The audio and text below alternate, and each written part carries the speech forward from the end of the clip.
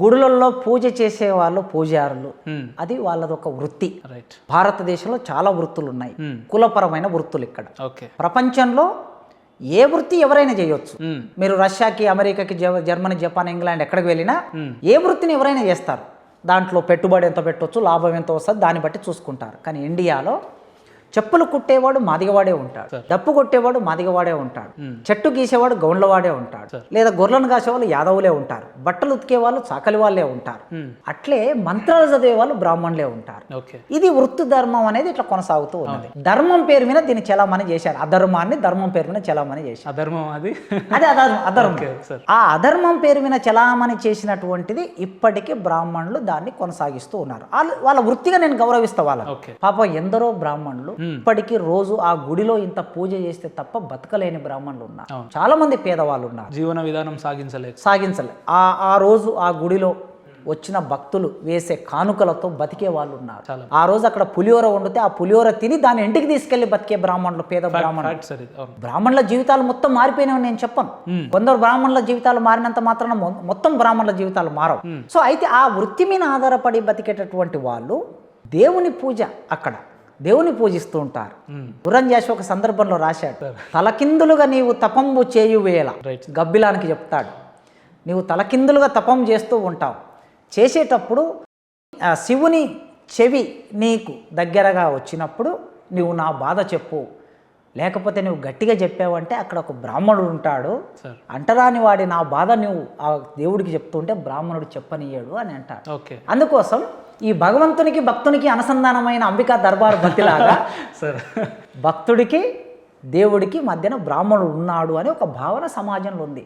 కనుక మీరు ఎంత పెద్దవాళ్ళైనా చూడండి, దేశ ప్రధానమంత్రి అయినా, దేశ రాష్ట్రపతి అయినా, ముఖ్యమంత్రి అయినా, ఎవరైనా బ్రాహ్మణుల కాళ్ళు మొక్కుతారు. గత ముఖ్యమంత్రి మన కేసీఆర్ గారు ఎక్కడికి వెళ్ళినా సాష్టాంగ నమస్కారం చేస్తూ చిన్నజీఆర్ స్వామికి బ్రాహ్మణులు పెద్దవాళ్ళు నమస్కారం చేస్తుండే కదా.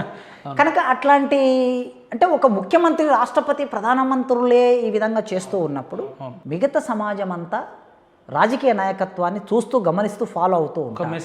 మెసేజ్ పోతుంది. మిగతా వాళ్ళందరూ కూడా ఎంత పెద్దవాళ్ళైనా బ్రాహ్మణులు మొక్కుతూ ఉంటారు. అందుకే పాఠశాలలో పాఠం చెప్పే పంతుల కన్నా గుడిలో దేవుడికి మొక్కుతే ఆ దేవుడికి ఈ భక్తుడికి సంబంధించిన భావాలను ఏమిటో ఆ దేవుడికి చెప్పేటటువంటి మనిషి గనక భగవంతుడి తర్వాత భగవంతుడు లాంటి వాడు బ్రాహ్మణుడు.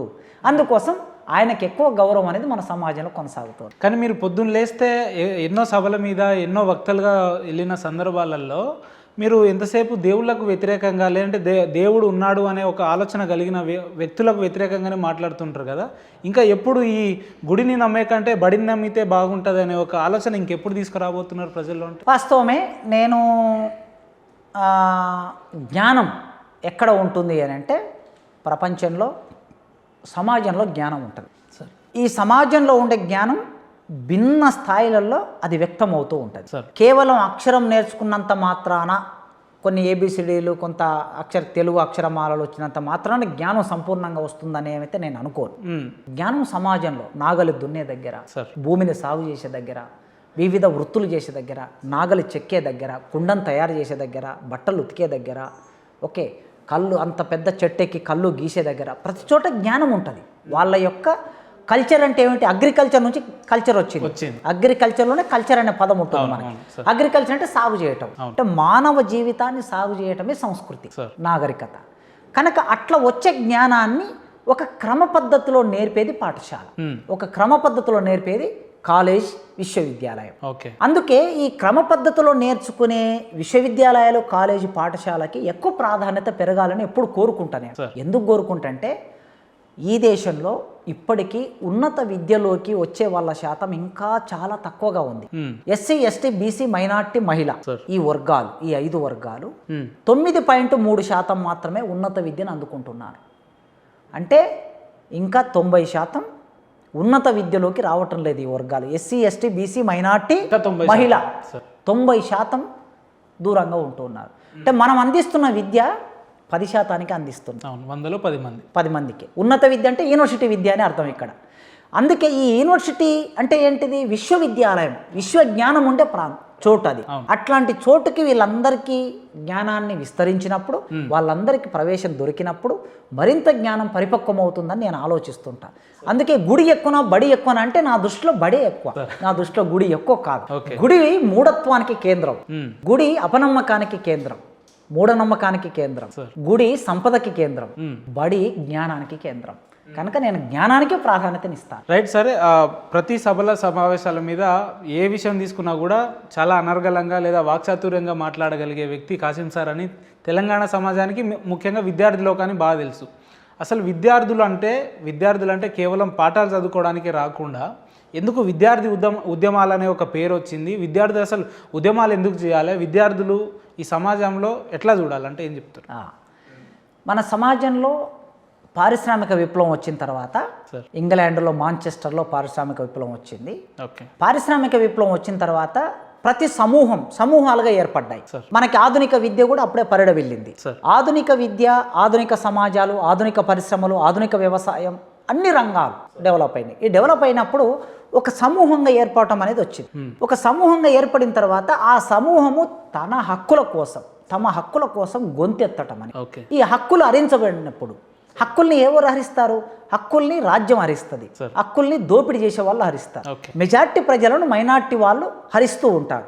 హరించినప్పుడు ప్రతి ఒక్కరు గొంతెత్తుతారు. ఇప్పుడు మన పిల్లలు ఇంట్లో ప్రశ్నిస్తారు. ఇప్పుడు నా బిడ్డ గట్టిగా ఏం బిడ్డ అట్లా చేస్తున్నావు అంటే నన్ను క్వశ్చన్ చేస్తుంది. ఏం నాన్న, ఏం నాకు స్వేచ్ఛ లేదా, నేను మాట్లాడొద్దా అని క్వశ్చన్ చేస్తుంది.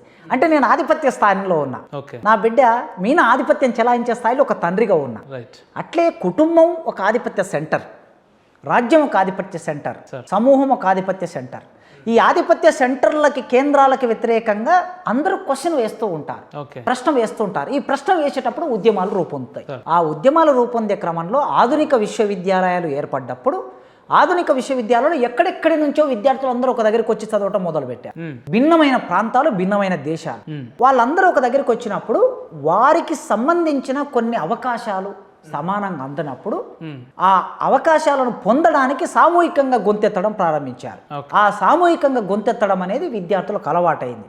అలవాటయ్యే క్రమంలో కేవలం విద్యారంగ సమస్యలు మాత్రమే కాదు, మనం సమాజంలో భాగమైనప్పుడు 1905లో వందే మాతర ఉద్యమం వచ్చింది ఇండియాలో. విద్యార్థులే చేశారు ఉద్యమాన్ని. బ్రిటిష్ వాళ్ళకు వ్యతిరేకంగా 1855లో ఇండియాలో యూనివర్సిటీలు వచ్చాయి. యూనివర్సిటీలు వచ్చాక ఈ యూనివర్సిటీల్లో చదువుకున్న విద్యార్థులు 1905 నాటికి బ్రిటిష్ ప్రభుత్వానికి వ్యతిరేకంగా గొంతెత్తారు. మాకు స్వాతంత్రం కావాలని గొంతెత్తారు 1905 నాటికి. అంటే 1855లో యూనివర్సిటీలు వస్తే 1905 నాటికి అంటే ఒక 50 ఏళ్లలో ప్రభుత్వానికి వ్యతిరేకంగా తిరుగుబాటు చేశారు విద్యార్థులు.